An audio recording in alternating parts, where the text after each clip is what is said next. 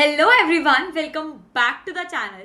सो आज हम एक नई यूनिट को स्टार्ट करने वाले हैं जिसका नाम है मैनेजमेंट ऑफ चेंज, और ये हमारी पीओएम की सेकेंड लास्ट यूनिट है। तो मैं तो बहुत एक्साइटेड हूँ। इसके बाद हमारा पूरा एक सब्जेक्ट कंप्लीट हो जाएगा, वो भी अच्छे से। आज जब हम इस यूनिट को स्टार्ट करने वाले हैं तो सबसे पहले एक इंट्रोडक्शन ले लेते हैं कि what is management of change, कि क्या चेंज मतलब। ठीक है, तो आप सबसे पहले देखिए सेकेंड स्लाइड को और तब हम समझते हैं। Change management is the process of managing changes to systems, processes, products, and services to ensure that they are implemented in a controlled and efficient manner. कि किसी भी डिपार्टमेंट में, किसी भी सिस्टम में, कोई प्रोसेस में जो कि आपकी एक ऑर्गेनाइजेशन में है, उसमें आप जो मतलब रेगुलर चल रहा है, उस कंसिस्टेंसी को रोक के उसमें कुछ ना कुछ चेंज ला रहे हैं, क्योंकि आपको वो चेंज की रिक्वायरमेंट है because of the dynamic environment, और आप उसको चेंज कर रहे हैं। And then you need to implement that change in an organisation in an effective manner. ज़्यादा जल्दी हो गया। तो मतलब ये है कि आपने देखा कि भाई हमारे इस सिस्टम में कोई प्रॉब्लम आ रही है, हमें किसी चेंज की ज़रूरत है, और आप एक नया चेंज लेकर आए। उस चेंज को इंट्रोड्यूस करना, इम्प्लीमेंट करना, फिर उसको परमानेंट बनाना, ये सारे जो प्रोसेस है इसको मैनेजमेंट ऑफ चेंज बोलते हैं इन अ सिंपल मैनर।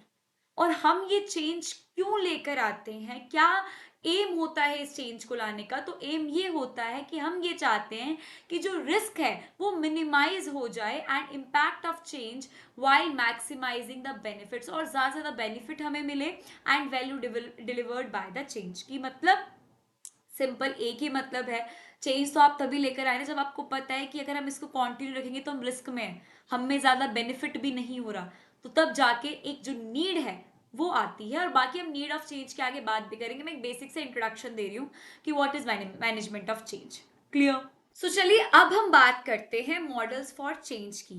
ये हमारे जो एग्जाम है उसका एक बहुत ही बढ़िया क्वेश्चन बनता है। 7.5 में आएगा या 15 में आएगा, तो इसको अच्छे से समझिए। तीन चेंज मॉडल्स फॉर चेंज आएंगे। सबसे पहले की पहले बात कर लेते हैं। First one is Lewin's change model. तो ये क्या है? ये 3 स्टेप का प्रोसीजर है जो कि लेविन दे के गए थे, जिनका पूरा नाम कर्ट लेविन है 1940s के अंदर। अब आप इस मॉडल को अच्छे से समझिए, 3 स्टेप्स को। पहला स्टेप हमारा आता है अनफ्रीज का, second one is change, and third one is refreeze. अब इनको समझो पहले ध्यान से। पहला है अनफ्रीज। अनफ्रीज का मतलब क्या है? एक ऑर्गेनाइजेशन के अंदर आपको पता है कि अलग अलग टाइप के एम्प्लॉयज होते हैं, और वो इतने टाइम से अगर किसी एक प्रोसीजर को फॉलो करके आ रहे हैं, और अब आप उस प्रोसीजर में, उस पूरे स्टेप्स में कोई भी चेंज लेके आते तो उनको प्रॉब्लम होगी कि भाई वी डोंट वांट चेंज, या फिर वो रेजिस्ट करेंगे कि भाई नहीं चाहिए, हम तो पहले से काम करते वैसे करें। क्यों? क्योंकि वो अपने कंफर्ट जोन से बाहर नहीं आना चाहते। लेकिन चेंज हमें लेकर आना है because of the benefit of the organisation only. हमें रिस्क को भी मिनिमाइज करना, तो हमें वो लेकर आना पड़ेगा। तो सबसे पहले लोगों को तैयार करना, उनके अंदर जो एटीट्यूड है रेजिस्टेंस का उसको खत्म करना, वो हमारा अनफ्रीज कहलाता है। ठीक है। सेकेंड स्टेप आता है चेंज, कि जो चेंज हमने सोचा है for the betterment of the organisation उसको इंप्लीमेंट करना, और ये इंश्योर करना कि जितने भी इंप्लॉयज है वो उसको अडॉप्ट करें, क्योंकि हमने उनको रेडी तो कर दिया कि भाई अब चेंज आएगा। ठीक है, अब तुम्हें उसको अडॉप्ट करना है सेकेंड स्टेप के अंदर।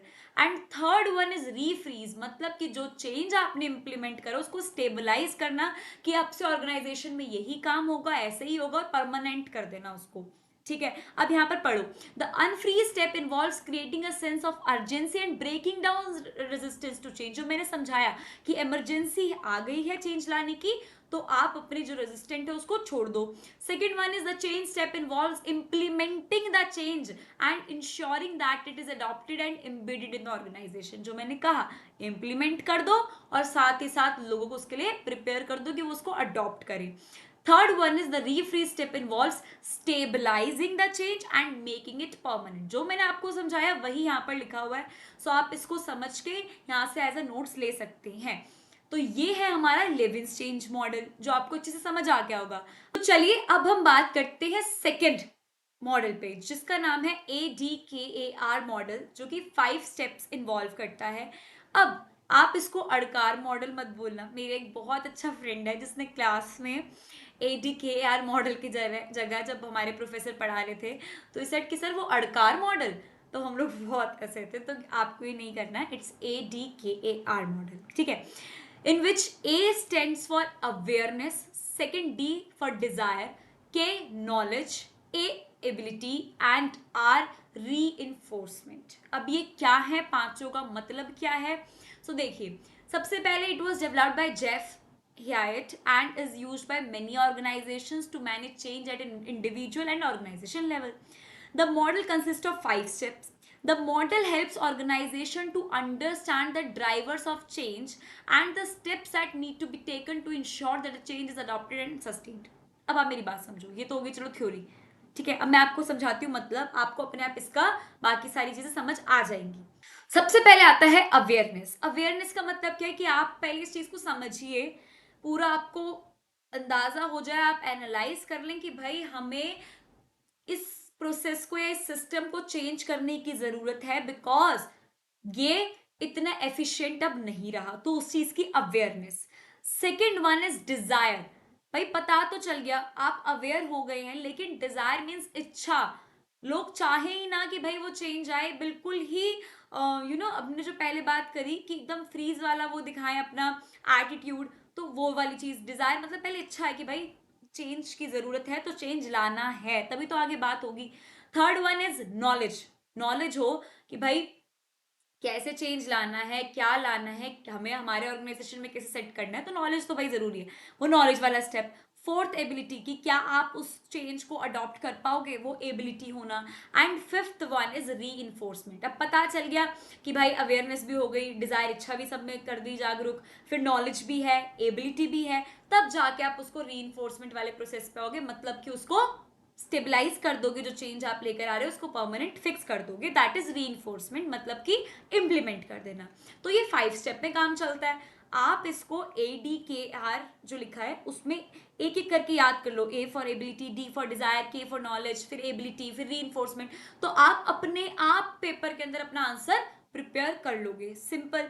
उसके बाद आते हैं हम हमारे थर्ड मॉडल पे, जिसका नाम है MC Kinsey 7S model. 7S से आपको समझ आएगा कि 7S होंगे जो कि पूरा ये मॉडल चलाएंगे। पहला S है strategy, structure, system, skill, style, staff and shared values.